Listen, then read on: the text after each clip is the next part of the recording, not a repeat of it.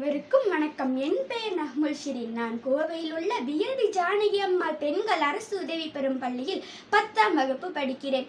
தித்திக்கும் தமிழை எத்திக்கும் பரப்பிடும் சொல்வெட்டு சிற்பங்கள் கல்வி கலை மற்றும் இலக்கிய கழகம் பெருமையுடன் நிகழ்த்திய இளம் பேச்சாளர்களின் இனிய நல் மேடையம் அரங்கம் அதிரட்டும் களத்திற்கான எனது உரை வீச்சு. இப்படித்தான் இருக்க வேண்டும் இளைய தலைமுறை. இளைஞர் உலகம் இன்பம், இல்லாத உலகம் துன்பம், கலையும் அறிவும் யாராலே, காளையர் கடுமுளைப்பாலே. எப்படி இருக்க வேண்டும் இளைய தலைமுறை?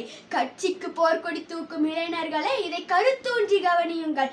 சமூகத்தின் பிடியில் நாம் எங்கு தொங்கிக் கண்டிருக்கிறோம் என்பதை உணருங்கள். சமூகத்தின் பிடியில் தூக்கு கயிறாக தன் கழுத்தை இருக்கக்கூடாது என்று கரங்களை கோர்த்து கொண்டு நியாயத்தை தட்டி கேளுங்கள். அஞ்சே சுவாமி விவேகானந்தர் கூறினார், 100 இளைஞர்களை தாருங்கள், இந்தியாவை மாற்றி காட்டுகிறேன் என்று. பொறுப்பற்ற சமூகமாக தொலைபேசியில் மூழ்கி கிடக்காமல் இரத்த வங்கி, பேரிடர் மேலாண்மை, முதியோர் நலம் காத்தல் போன்ற பல பணிகளில் இளைஞர்கள் ஈடுபட வேண்டும். கல்வி, வேலை வாய்ப்பு, அரசியல் போன்ற பல நிலைகளில் இளைஞர்கள் முன் நின்று முனைப்போடு போராட வேண்டும். தன் விரல் நுனியில் அடையாளமிடும் ஓட்டுரிமை தானும் பெற வேண்டும் என்ற அவவினால் கண்மூடித்தனமாக இன்றைய இளைஞர்கள் செல்லக்கூடாது. டாக்டர் மூவா கூறியதை போல், ஒரு ஆடு குழியில் இறங்கினால் மற்ற ஆடுகளும் இறங்கிவிடும் கூட்டமாக இளைஞர்கள் இருந்துவிடக் கூடாது.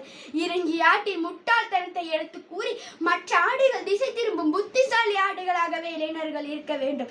பாரதி கூறியதை போல், இமயத்தில் ஒருவன் இருமினால் குமரியிலிருந்து நீர் கொண்டு செல்வம் போன்ற இளைஞர்கள் என்றும் உதயமாகிக் கொண்டே இருக்க வேண்டும். வயிற்றுக்கு உணவில்லை என்றால் ஜகத்தினை அழித்திடுவோம் என்று உணர்வு பொங்க எழுச்சி தீபத்தை ஏற்றிய பாரதி இளைஞனாய் சாதித்து இளைஞனாய் இறந்தான். இப்பொழுது இளைஞர் மத்தியில் ஒளி தீபமாய் பிறந்திருக்கிறான் என்றுதான் கூற வேண்டும். வாக்குச்சீட்டுகள் ஏலம் விடப்படும் அரசியல் சாக்கடையில் மூழ்கி போகாமல் சாக்கடை தூர்வாரும் தூய்மையாளர்களாகவே இளைஞர்கள் இருக்க வேண்டும்.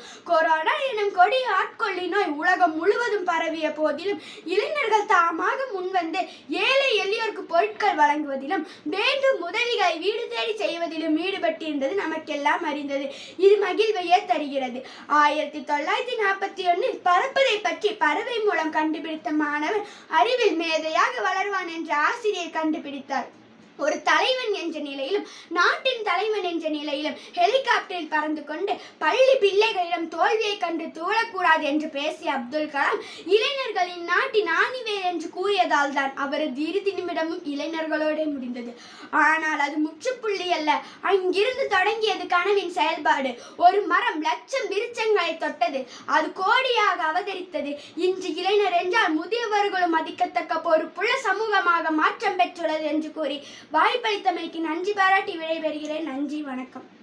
தித்திக்கும் தமிழை எத்திக்கும் பரப்பிடும் சொல்வெட்டு சிற்பங்கள் கல்வி கலை மற்றும் இலக்கிய கழகம் பெருமையுடன் நிகழ்த்திய இளம் பேச்சாளர்களின் இனிய நல் மேடையம் அரங்கம் அதிரட்டும் களத்திற்கான எனது உரை வீச்சு. இப்படித்தான் இருக்க வேண்டும் இளைய தலைமுறை. இளைஞர் உலகம் இன்பம், இல்லாத உலகம் துன்பம், கலையும் அறிவும் யாராலே, காளையர் கடுமுளைப்பாலே. எப்படி இருக்க வேண்டும் இளைய தலைமுறை? கட்சிக்கு போர்க்கொடி தூக்கும் இளைஞர்களே, இதை கருத்தூன்றி கவனியுங்கள். சமூகத்தின் பிடியில் நாம் எங்கு தொங்கிக் கண்டிருக்கிறோம் என்பதை உணருங்கள். சமூகத்தின் பிடியில் தூக்கு கயிறாக தன் கழுத்தை இருக்கக்கூடாது என்று கரங்களை கோர்த்து கொண்டு நியாயத்தை தட்டி கேளுங்கள். அஞ்சே சுவாமி விவேகானந்தர் கூறினார், 100 இளைஞர்களை தாருங்கள், இந்தியாவை மாற்றி காட்டுகிறேன் என்று. பொறுப்பற்ற சமூகமாக தொலைபேசியில் மூழ்கி கிடக்காமல் இரத்த வங்கி, பேரிடர் மேலாண்மை, முதியோர் நலம் காத்தல் போன்ற பல பணிகளில் இளைஞர்கள் ஈடுபட வேண்டும். கல்வி, வேலை வாய்ப்பு, அரசியல் போன்ற பல நிலைகளில் இளைஞர்கள் முன் நின்று முனைப்போடு போராட வேண்டும். தன் விரல் நுனியில் அடையாளமிடும் ஓட்டுரிமை தானும் பெற வேண்டும் என்ற அவவினால் கண்மூடித்தனமாக இன்றைய இளைஞர்கள் செல்லக்கூடாது. டாக்டர் மூவா கூறியதை போல், ஒரு ஆடு குழியில் இறங்கினால் மற்ற ஆடுகளும் இறங்கிவிடும் கூட்டமாக இளைஞர்கள் இருந்துவிடக் கூடாது. இறங்கி ஆட்டின் முட்டாள்தனத்தை எடுத்து கூறி மற்ற ஆடுகள் திசை திரும்பும் புத்திசாலி ஆடுகள் உடைமையாளர்களாகவே இளைஞர்கள் இருக்க வேண்டும். பாரதி கூறியதைப் போல் இமயத்தில் ஒருவன் இருமினால் குமரியிலிருந்து நீர் கொண்டு செல்வோம் போன்ற இளைஞர்கள் என்றும் உதயமாகிக் கொண்டே இருக்க வேண்டும். வயிற்றுக்கு உணவில்லை என்றால் ஜகத்தினை அழித்திடுவோம் என்று உணர்வு பொங்க எழுச்சி தீபத்தை ஏற்றிய பாரதி இளைஞனாய் சாதித்து இளைஞனாய் இறந்தான். இப்பொழுது இளைஞர் மத்தியில் ஒளி தீபமாய் பிறந்திருக்கிறான் என்றுதான் கூற வேண்டும். வாக்குச்சீட்டுகள் ஏலம் விடப்படும் அரசியல் சாக்கடையில் மூழ்கி போகாமல் சாக்கடை தூர்வாரும் தூய்மையாளர்களாகவே இளைஞர்கள் இருக்க வேண்டும். கொரோனா எனும் கொடிய ஆட்கொள்ளி நோய் உலகம் முழுவதும் பரவிய போதிலும் இளைஞர்கள் தாமாக முன்வந்து ஏழை எளியோருக்கு பொருட்கள் வழங்குவதிலும் வேண்டும் உதவிகளை வீடு தேடி செய்வதிலும் ஈடுபட்டிருந்தது நமக்கெல்லாம் அறிந்தது. இது மகிழ்வையே தருகிறது. 1941 பறப்பதை பற்றி பறவை மூலம் கண்டுபிடித்த மாணவன் அறிவில் மேதையாக வளர்வான் என்ற ஆசிரியர் கண்டுபிடித்தார். ஒரு தலைவன் என்ற நிலையிலும் நாட்டின் தலைவன் என்ற நிலையிலும் ஹெலிகாப்டரில் பறந்து கொண்டு பள்ளி பிள்ளைகளிடம் தோல்வியை கண்டு தூழக்கூடாது என்று பேசிய அப்துல் கலாம் இளைஞர்களின் நாட்டின் ஆணிவேர் என்று கூறியதால் தான் அவரது இறுதி நிமிடமும் இளைஞர்களோட முடிந்தது. ஆனால் அது முற்றுப்புள்ளி அல்ல. அங்கிருந்து தொடங்கியது கனவின் செயல்பாடு.